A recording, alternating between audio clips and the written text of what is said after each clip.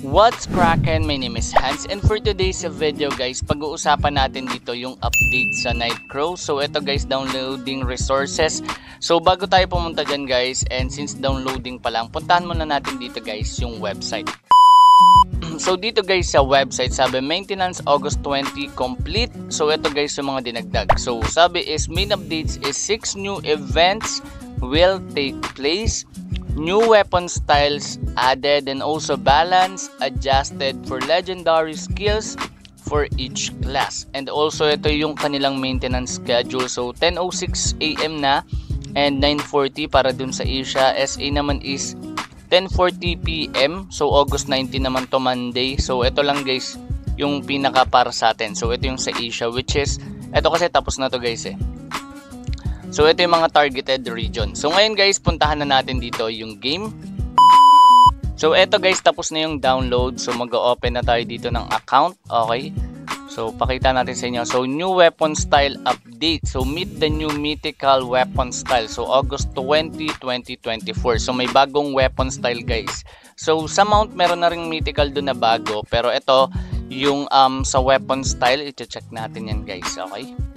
So ayan guys, nakapag-login na tayo dito. So ito, i-check na agad natin dito yung mga bago. So first one, dito tayo guys sa weapon style. Okay, so medyo malag. Okay, ayun. So okay na siya guys. So dito muna tayo guys sa weapon style. Check muna natin dito yung weapon style na bago, na mythical. Okay, so dito sa dagger, ito yung dati namin na bago. Or ito yung mythical dati. Ito yung bago ngayon guys. So sobrang ganda nito. Okay, pang all class ata yung mga mythical. Check natin. Sa bow, alam ko ito yung dati. So ito yung bago. Okay. Ito naman sa dual sword, check natin. So ito ata yung dati, ito naman yung bago. Okay, sa shield, ito check natin. Ito ata, ito yung bago guys. Okay. So check natin yung difference nila. So mas malaki tong bago. So 42 dito yung accuracy. Ito naman 31. So mas malakas nga yung bagong mythical guys. So ngayon check na natin dito yung mga events. Okay, so check natin dito. Ito, meron silang pinamimigay hanggang sa dulo naman to guys. Ito sobrang need natin to, enhancement scroll. Lalo na to, sobrang need ko netong accessories kasi diamond yung kailangan nyo dyan bago magkaroon kayo nyan. And also pwede nyo naman siya guys ipa-craft, pero diamond pa rin yung magagastos nyo. So ito weapon style. Okay.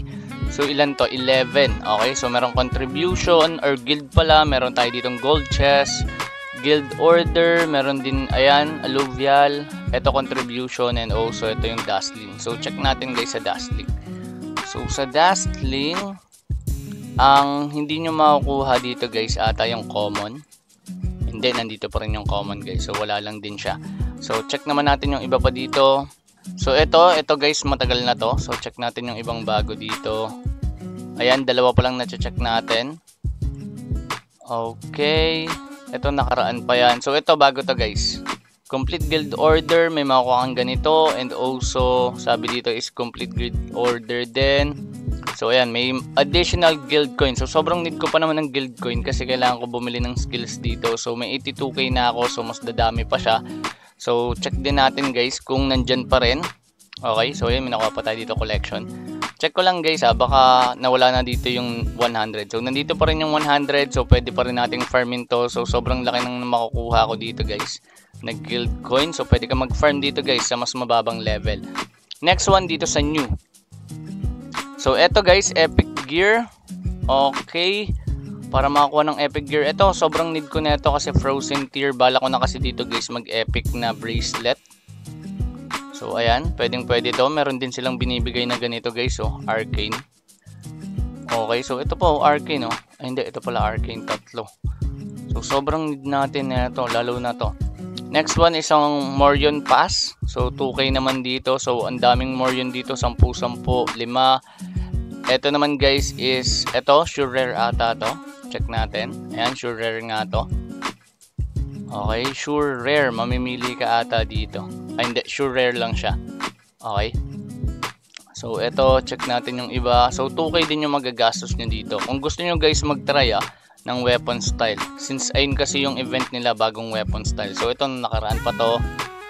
Ayan, so ito nakaraan din to. Ayan, kung mapapansin nyo may mga check na siya.